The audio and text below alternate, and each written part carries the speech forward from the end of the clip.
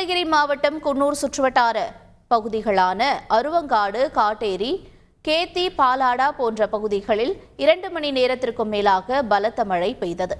மழையால் ஆங்காங்கே வெள்ள நீர் பெருக்கெடுத்து ஓடியது. இதனால் வாகன ஓட்டிகள் சிரமமடைந்தனர். காட்டேரி நீர்வீழ்ச்சியில் தண்ணீர் ஆர்ப்பரித்து கொட்டியது. கேத்தி, பாலாடா பகுதிகளில் விளைநிலங்களுக்குள் மழை நீர் புகுந்தது.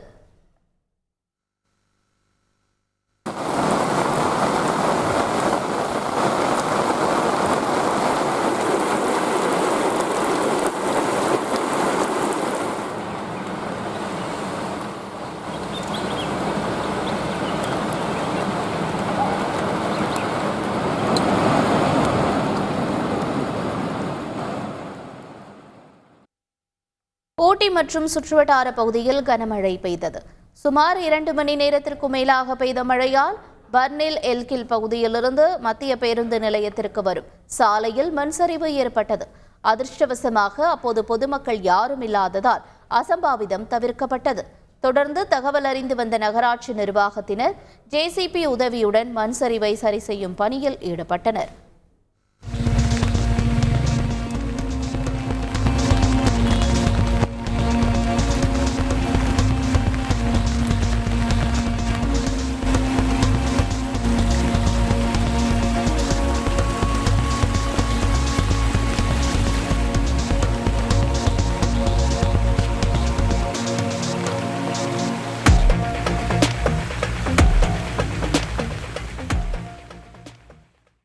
நாமக்கல் மாவட்டம் திருச்செங்கோடு சுற்றுவட்டார பகுதிகளான கொல்லப்பட்டி, கூட்டப்பள்ளி, சித்தளந்தூர், மாணிக்கம்பாளையம், சீதாராம்பாளையம் உள்ளிட்ட பகுதிகளில் 2 மணி நேரமாக பலத்த காற்றுடன் கனமழை கொட்டியது.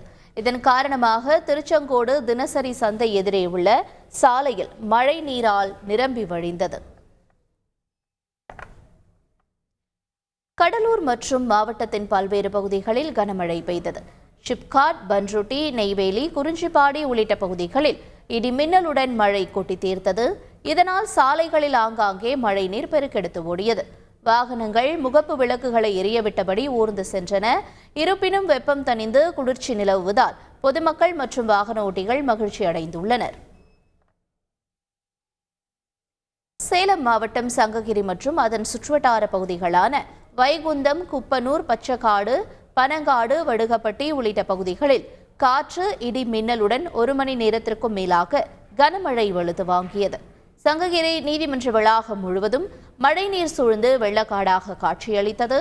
இதனால் நீதிமன்றத்திலிருந்து வெளியே செல்ல முடியாமல் நீதிமன்ற ஊழியர்களும் வழக்கறிஞர்களும் சிரமத்திற்கு ஆளாகினர்.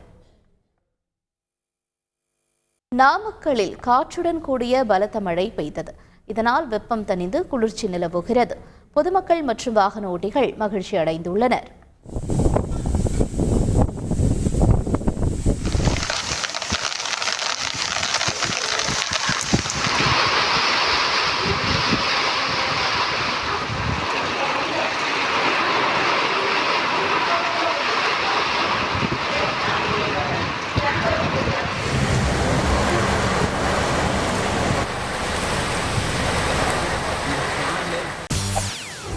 செய்திகளை உடனுக்குடன் தெரிந்து கொள்ள உடனே சப்ஸ்கிரைப் பண்ணுங்க.